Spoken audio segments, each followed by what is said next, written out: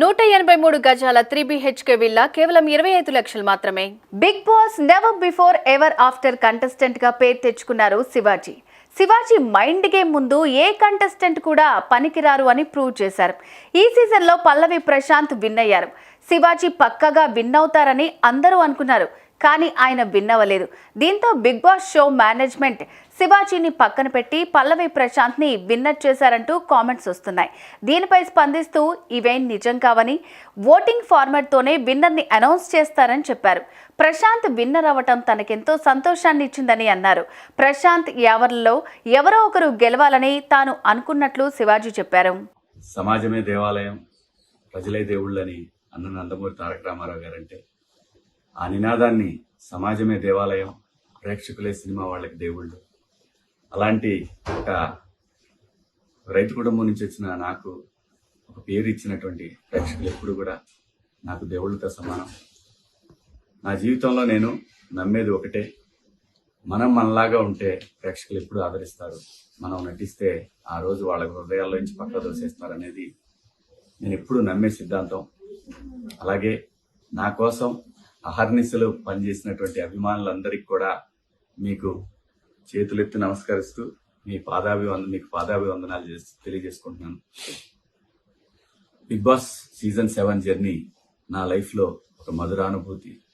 ఈ పాఠశాలలోకి లైఫ్లో ఒక్కసారి అడ్మిషన్ దొరికింది ఏ మనిషికైనా.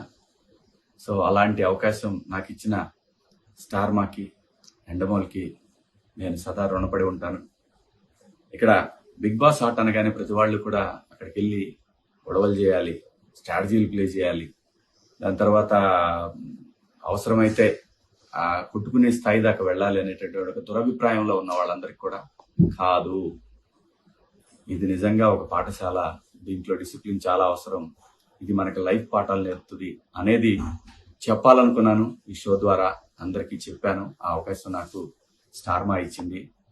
ఈ షోలో ముఖ్యంగా నాకు మొదటి సినిమా అవకాశం ఇచ్చినటువంటి నాగార్జున బాబు గారు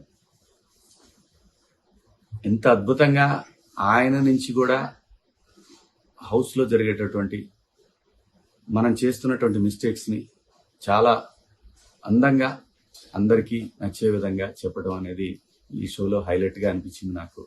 ఎందుకంటే ఆయన ఇండస్ట్రీలో ఎంతోమంది దర్శకుల్ని, ఎంతోమంది ఆర్టిస్టులను పరిచయం చేశారు.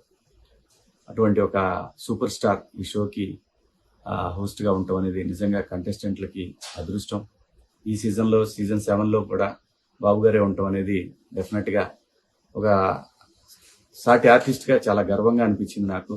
ఆయన ప్రతి వారం ఒక మాస్టర్ లాగా అందరికీ చెప్పడం, అందులో ముఖ్యంగా నాకు అవకాశం ఇచ్చినటువంటి దేవుడు నాగార్జున బాబు గారు, ఆయన చెప్పడం అనేది నాకు చాలా బాగా అనిపించేది.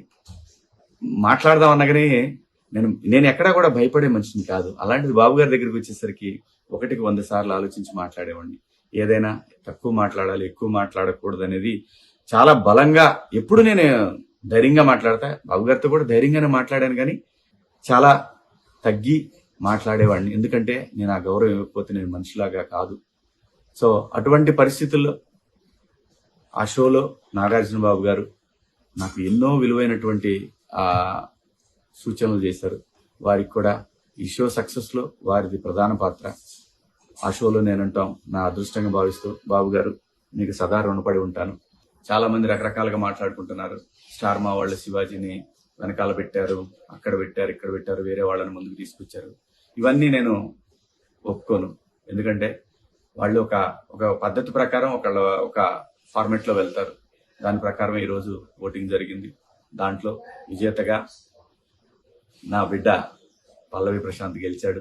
వాడు గెలవాలనుకున్నాను. ఎందుకంటే ప్రజలు ప్రతిసారి ప్రభుత్వాల చేతిలో ఓడిపోతుంటాయి, కామన్ మ్యాన్ ఎప్పుడు ఓడిపోతుంటాడు. కానీ ఈ సీజన్లో కామన్ మ్యాన్ గెలవాలి అని, గెలిపించాలని దృఢ సంకల్పంతో ఎప్పుడైతే ప్రశాంత్ వచ్చే వరకు నాకు అటువంటి ఆలోచనలు లేవు.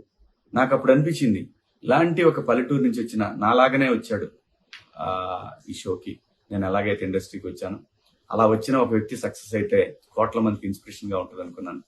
అది భగవంతుడు నా మనసులోని కోరికను ప్రశాంత్ రూపంలో తీర్చాడు.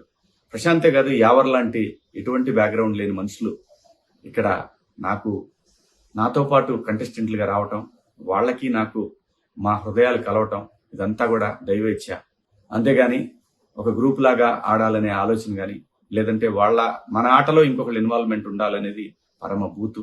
అది మూల సూత్రానికి, బిగ్ బాస్ షో మూల సూత్రానికి అది విరుద్ధం. దాన్ని బలంగా నమ్మి అంతఃకరణ శుద్ధితో నేను పనిచేశాను ఈ బిగ్ బాస్ షోలో. నేనేంటో, నా క్యారెక్టర్ ఏంటనేది ప్రజలు చూడాలనుకున్నాను. అది చూశారు. కోట్ల మంది అభిమానులుగా వాళ్ళ గుండెల్లో నన్ను పెట్టుకున్నందుకు ప్రతి ఒక్కళ్ళకి కూడా పేరు పేరున హృదయపూర్వక నమస్కారాలు తెలియజేసుకుంటూ, నాకు సపోర్ట్ చేసినటువంటి నా అభిమానులందరికీ కూడా, మీ అందరికీ కూడా పాదాభివందనాలు. త్వరలోనే మిమ్మల్ని కలుస్తాను. ఇప్పుడే ఇంటికి వచ్చాను, కలుస్తాను. Thank you so much.